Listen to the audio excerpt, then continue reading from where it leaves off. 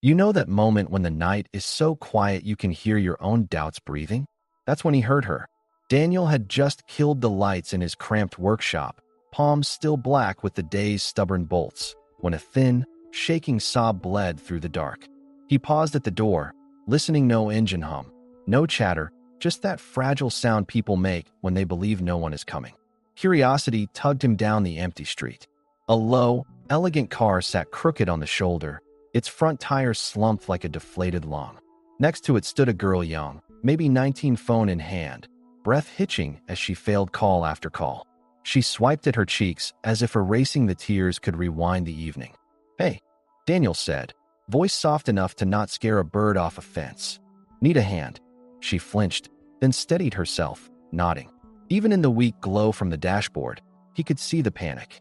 The kind that makes everything louder: shadows, silence, the ticking of a cooling engine. He knelt, set his worn tool bag down, and let the familiar rhythm of work slow the world. Jack, lug wrench, breath. He wasn't in a rush. He was in a promise. As the car lifted, the road breathed with it. The girl Sophie managed a shaky smile that never reached her eyes. "I've been trying to reach my mom," she whispered, voice breaking on the last word. "She's busy." Daniel didn't comment. People had their reasons. He focused on the hardware. Loosen, remove, check the rim for hairline cracks most folks miss. The night wasn't empty anymore. It had the steady click of metal, the soft thump of rubber, the rough cloth of his sleeve crossing his palm. A pickup slowed as it passed, then accelerated like it had tested the idea of stopping and rejected it. Sophie's shoulders tightened. Daniel shifted his stance, placing himself between her and the road, one hand casually braced on the fender like a shield that didn't want credit. "You're safe," he said, as if stating a basic fact of physics. The spare slid on. He always did the cross-pattern torque, always went back for that last snug turn. If a tire came off at 60, no one remembered the guy who had been kind but careless. He wouldn't be that guy. "Thank you," Sophie breathed, the words so thin they could have floated away. "What's your name?" He almost said it didn't matter, but names matter to scared people. "Daniel," he replied. "Just Daniel."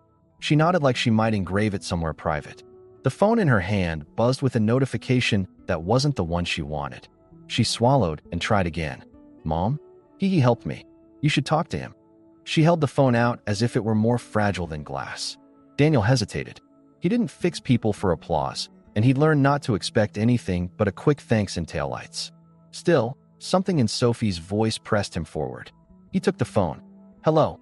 Silence stretched, then a low, controlled woman's voice filled it, measured, edged with command. "This is Evelyn Weiss. You're with my daughter?" He said yes. He added the details he knew mattered. "Spares on. Studs are clean. She's shaken but okay." There was a pause long enough to feel like an assessment. "Stay with her," Evelyn said. "Do not let her wait alone." He offered the phone back, but Sophie shook her head, mouthing, "Please keep it." He put it on speaker, laid it on the hood, and did what he always did after a job he wanted to bet lives on, checked everything again. The wind carried the faint smell of hot brakes and road dust. Somewhere far off, a siren yawned itself into silence. "Why were you crying?" he asked, keeping his eyes on the lug nuts. Sophie blinked hard. "It wasn't just the tire," she said. "Someone followed me for a few blocks. Or maybe I imagined it. I don't know." Daniel didn't say she was probably imagining it. He knew fear has a way of inventing faces, but he also knew sometimes it doesn't. Headlights flared in the distance, too slow for ordinary traffic. He felt the old instinct flicker, the one that weighed possibilities like parts on a scale. "Get in the car," he said calmly. "Lock the doors for me." She obeyed without argument. He kept one hand on the hood as a signal. "There's a witness here. There's a problem here. Pick another road." The headlights drifted past, paused, and then rolled on, as if reconsideration had been purchased by a single pair of steady eyes. Daniel exhaled, only then realizing he'd been holding the air in the bottom of his chest. He rapped his knuckles on the wheel arch, a quiet code to Sophie, and she cracked the window. "You good?" he asked. She nodded, tears drying to salt at the corners of her eyes. The phone chirped again, and Evelyn's voice returned, closer, tighter. "How far are you?" Daniel glanced down the road. He didn't volunteer distances. He didn't volunteer anything that could put her on a clock. "I'm here until she's rolling," he said. "Good." Evelyn answered. I'm 3 minutes away. Sophie let out a tiny laugh that was half relief, half disbelief. She's coming herself, she murmured, as if that violated some rule in the world she knew. Daniel tightened the last nut until it felt like the exact opposite of luck-like certainty. He lowered the jack, the car settling with a soft sigh. The night was different now, not empty, not hostile-charged. Sophie stepped out, steadier on her feet. I don't know how to thank you, she said. He shrugged, the universal sign for let's not make this bigger than it is. But the truth was, it already was bigger. He'd heard something in the woman's voice that belonged to boardrooms and closed doors, to people who never stood on dark shoulders of roads with their hands shaking. He wiped his fingers on a rag that had forgotten its original color. In the rear view of the night, a sleek silhouette cut through the dark low beams painting the asphalt. Engine so smooth it sounded like money choosing not to make noise. The SUV slowed, then stopped behind them with the precision of a judge's gavel. Doors unlocked with a clean, confident click. Sophie's eyes widened. Daniel felt the air shift, the way it does before a storm that isn't on the weather report. A woman stepped out, posture straight as a line drawn by a ruler, light catching on a watch that probably kept better time than most people's lives. She looked first at Sophie, then at him. Her expression didn't say thank you. It said prove it. And then without taking a breath, she started toward them. The woman's heels struck the pavement with a rhythm that turned the quiet night into a stage. Sophie hurried forward, her voice breaking as she said, Mom. But Evelyn's eyes weren't on her daughter anymore. They were locked on Daniel. She stopped close enough that the faint perfume of something expensive clashed with the lingering scent of oil and dust that clung to him. You fixed it? She asked, tone flat, almost interrogating. Daniel straightened, rag still in his hand. Yes, ma'am. Tire's safe now. His words carried no embellishment, no nervous babbling, just facts. That seemed to catch her off guard.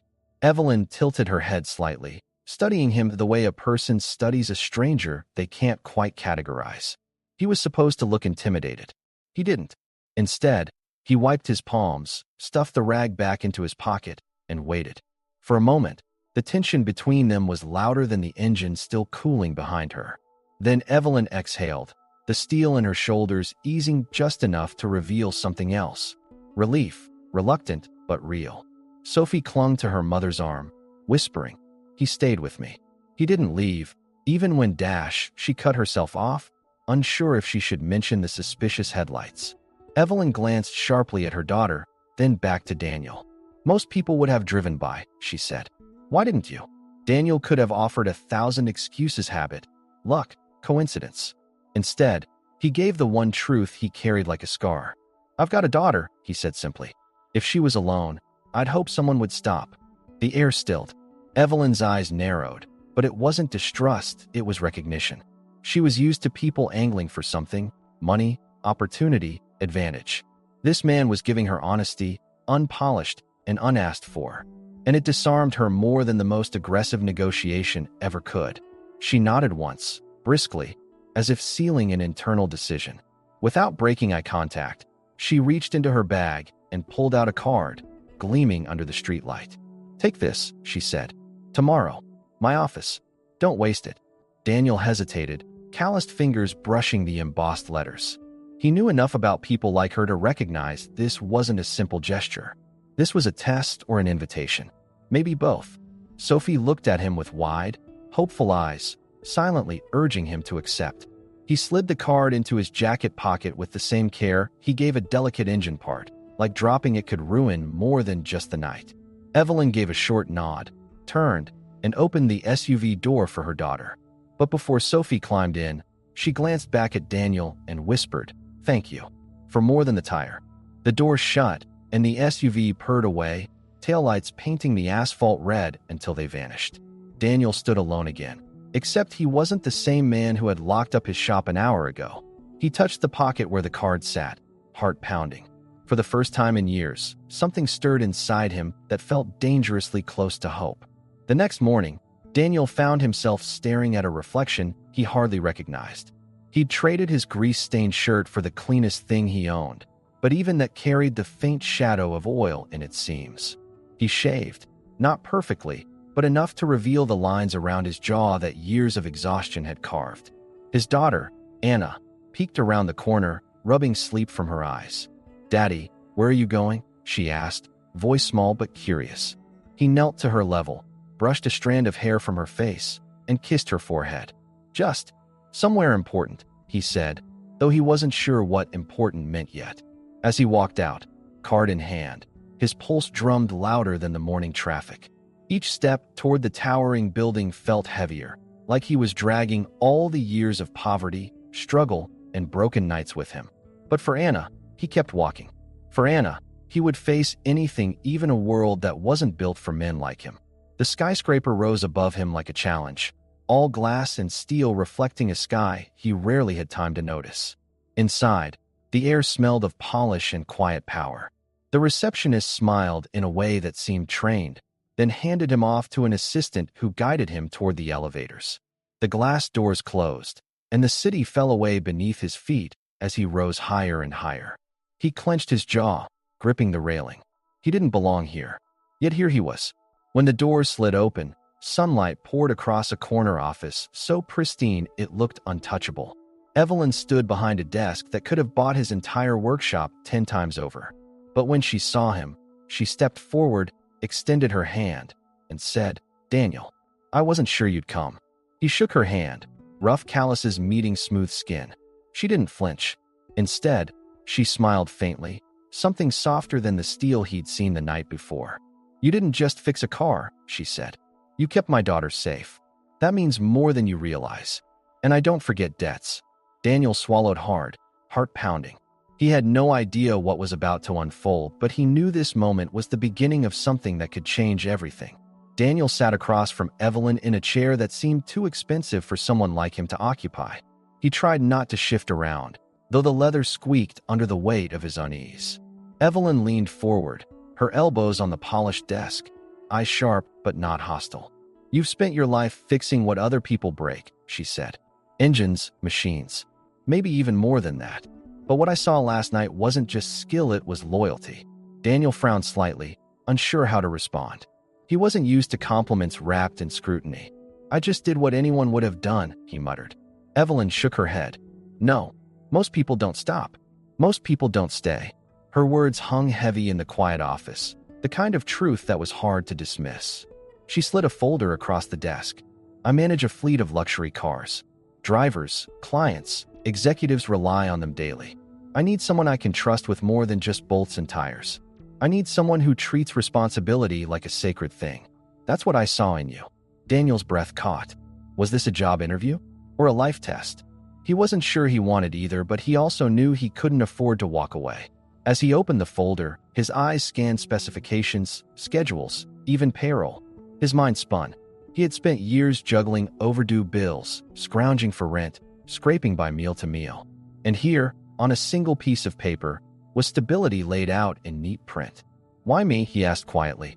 "You don't even know me." Evelyn didn't flinch. "I know enough. I know you didn't ask for payment when you helped Sophie.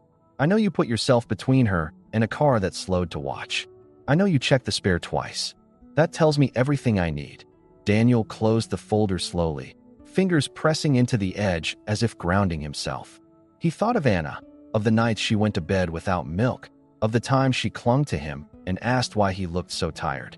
His throat tightened. He wanted to say yes, but fear whispered louder. What if he failed? What if he wasn't enough? Evelyn saw the hesitation in his eyes. "This isn't charity," she said firmly. "This is opportunity. And opportunity doesn't wait forever." Daniel inhaled sharply. His voice cracked, but he forced the words out. "I'll take it."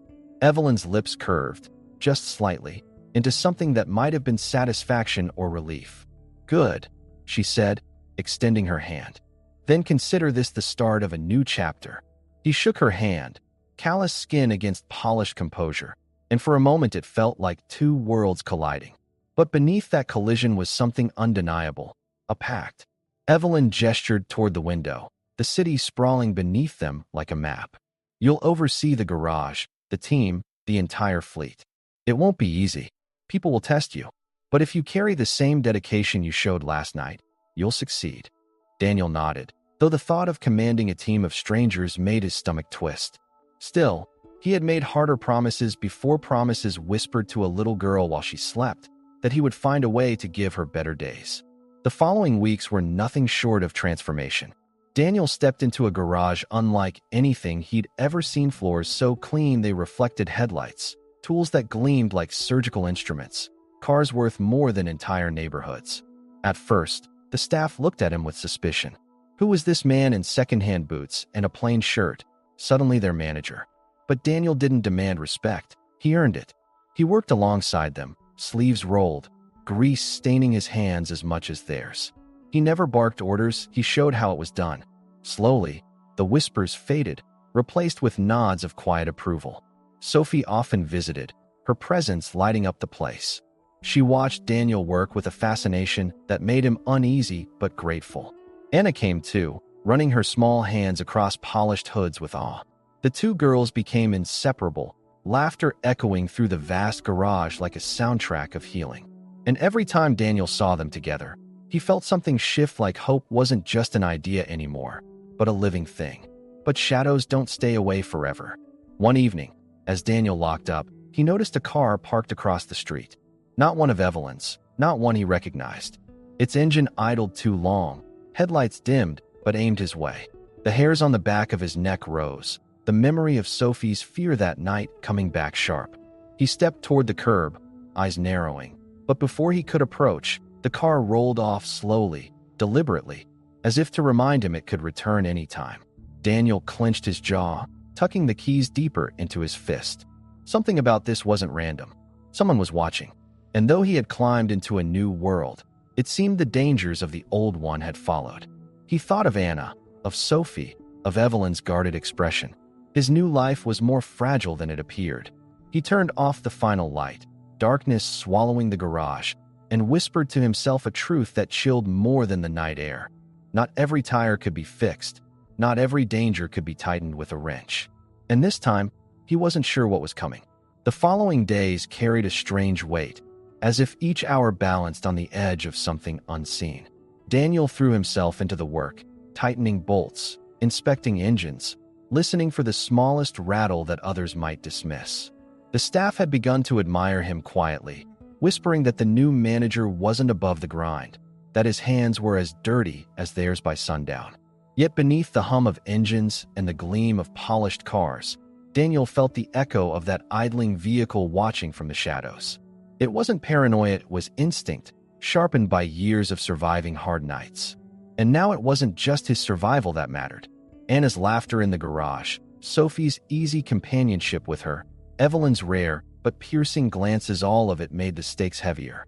He wasn't just protecting his own blood anymore. Somehow, he'd stepped into protecting theirs as well. One late afternoon, Evelyn arrived unannounced, her sharp heels echoing across the garage floor.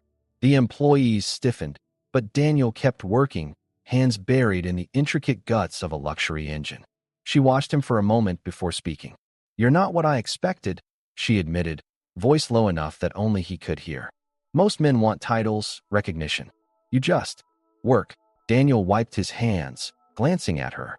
"Engines don't care about titles," he replied. "Either they run or they don't." A faint smile tugged at her lips, though it didn't last long. "Sophie trusts you," she said then, tone shifting into something heavier. "That doesn't come easily. I don't give it easily either. Don't break it." Her eyes locked onto his, steel layered with something more fragile. Daniel nodded, silent but steady. He understood the weight of promises, especially ones unspoken.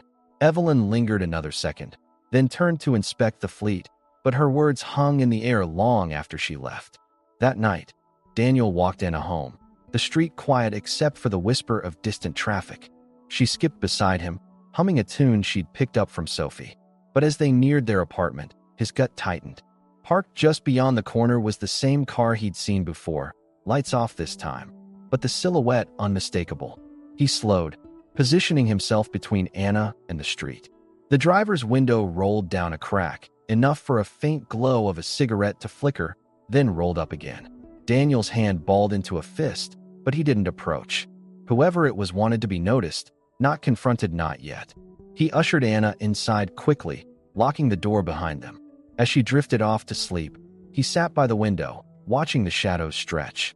His life had always been a battle for survival, but this was different.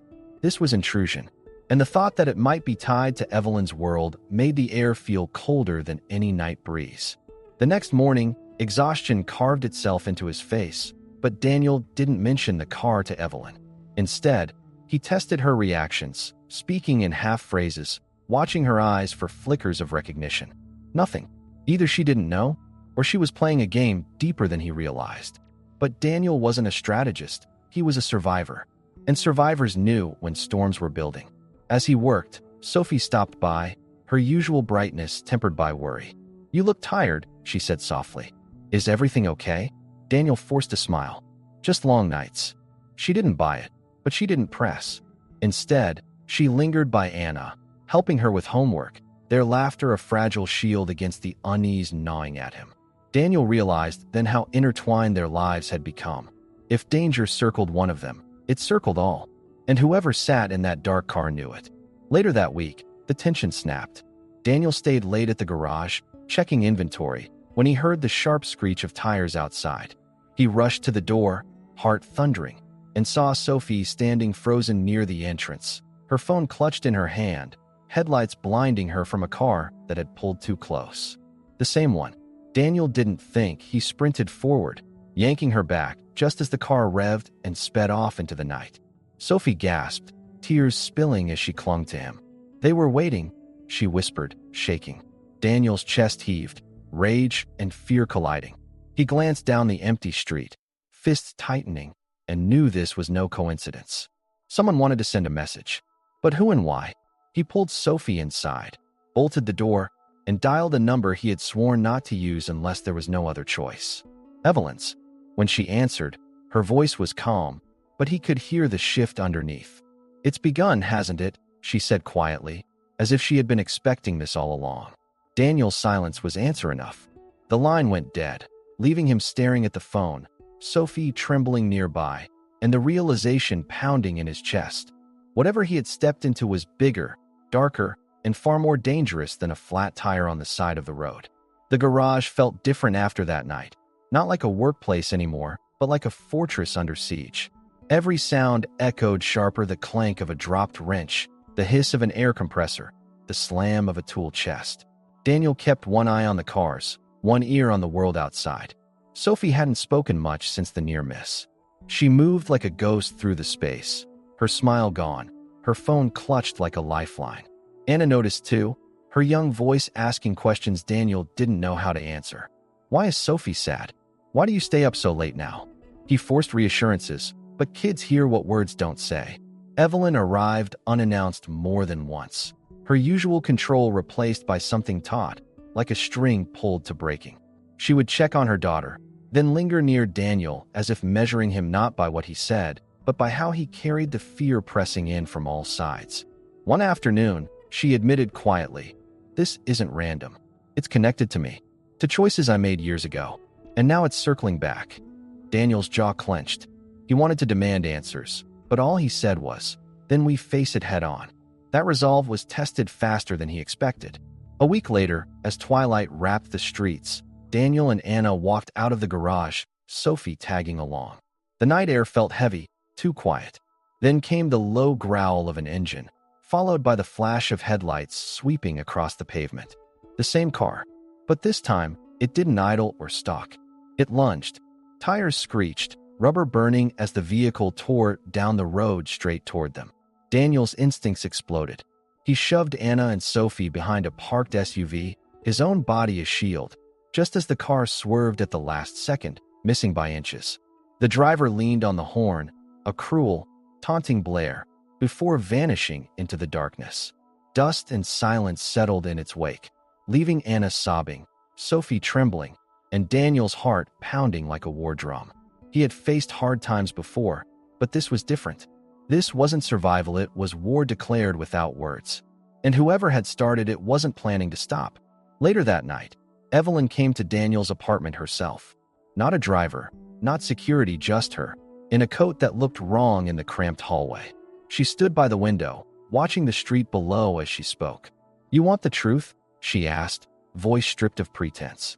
"Years ago, I walked away from people who built power the wrong way. Partners, rivals, call them what you will. I built my empire clean. They didn't forgive me for leaving. They didn't forgive me for winning. She turned, her eyes locking onto Daniel's. Now they're coming after what they think I value most. Sophie, and anyone close enough to matter. Daniel felt the weight of those words settle heavy in his chest. He wasn't just tangled in her world by accident, he was a piece on the board now, a target painted by his own act of kindness. He wanted to be angry, but anger didn't matter. What mattered was the terrified look on Anna's face, the tremor in Sophie's hands. He straightened, his voice firm. Then we don't run. We prepare. Preparation meant changes. Evelyn quietly arranged additional security, though Daniel noticed how often they disappeared when things got tense, as if someone wanted him to rely only on himself. So he did. He checked locks, reinforced doors, mapped exit routes with Anna, drilled himself to respond faster than thought. The garage became more than a workplace. It became a stronghold. Still, at night, the shadows lingered. He heard engines on distant streets, tires rolling slow like watchers who had all the time in the world. Sophie started sleeping in the spare room at Evelyn's request, her trust in Daniel unspoken but absolute. Sometimes he'd hear her whisper to Anna in the dark, voices soft but steady, building each other courage. It lit a fire in him because if two frightened girls could hold on, then so could he. And when Evelyn came one evening, exhaustion etched into her face, Daniel didn't wait for her to ask. They won't touch them, he promised. Not while I'm here. Her gaze softened, something rare and raw flickering there. She didn't thank him. She just nodded, and that was enough. But the storm wasn't finished. One night, while Daniel worked alone after hours, the garage doors rattled violently. A shadow moved against the frosted glass, then another. He grabbed a wrench, heart hammering, every sense sharpened. The locks held, but the message was clear. The enemy wasn't hiding anymore. They were testing him, prodding the walls of his new life like wolves circling a campfire. His breath came ragged, but his grip tightened. He knew what was at stake. This wasn't about cars, jobs, or pride. It was about keeping Anna safe, about protecting Sophie from becoming collateral in her mother's war. He whispered to himself in the silence after the rattling stopped, a vow etched deep in his bones. They'll regret choosing this fight. And outside, the night seemed to whisper back, promising that the worst was still coming. The night of reckoning came sooner than Daniel expected.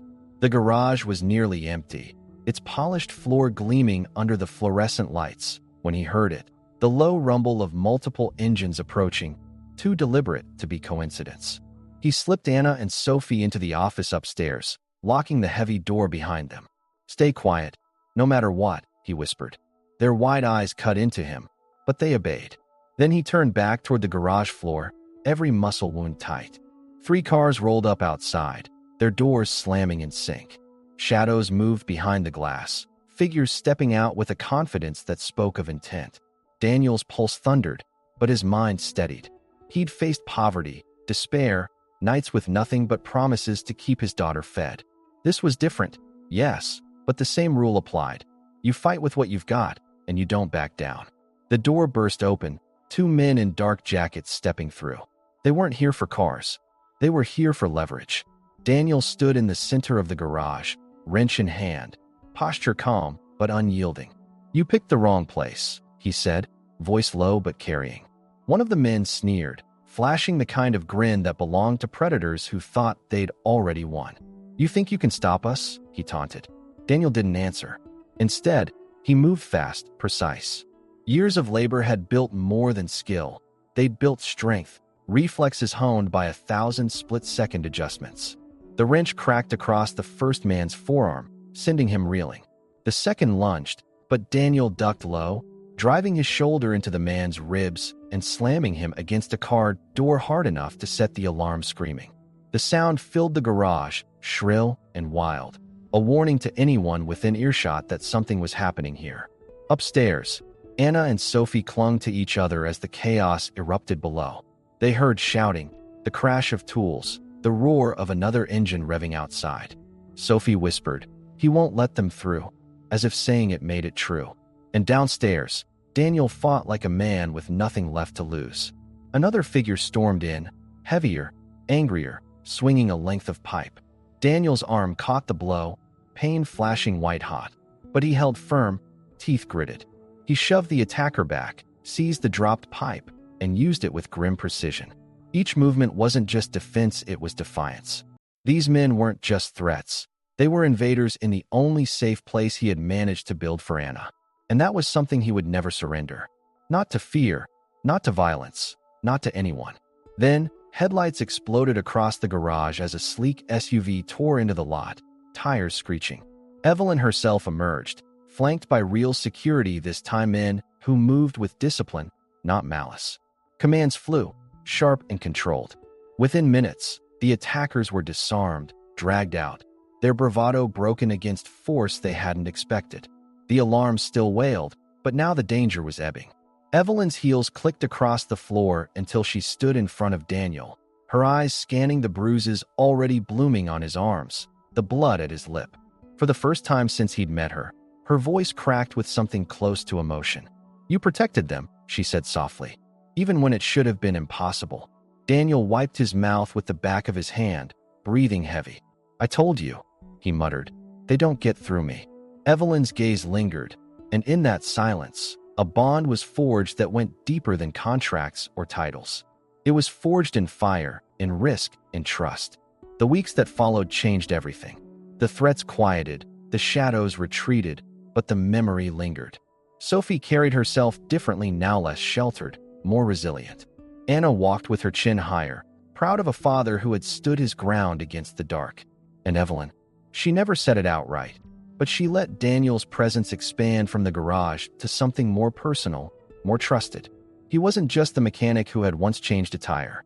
He had become the man she relied on when the world turned hostile, the man who had proven loyalty in ways money could never buy.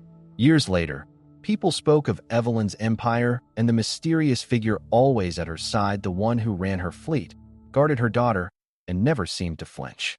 But to Daniel, the titles never mattered. He was still the father who had promised his little girl a better life. And now, through struggle and defiance, he had kept that promise. On quiet nights, when the engines were silent and the world seemed finally at peace, Daniel would tuck Anna in, Sophie sometimes sitting nearby like family, and he'd whisper the same words he always had. "You're safe now." Only this time, the words weren't just hope. They were truth. His journey had started with a flat tire and a frightened girl on the roadside. But it had ended here with a future rebuilt from the ground up, forged by kindness, hardened by battle, and secured by love that asked for nothing in return.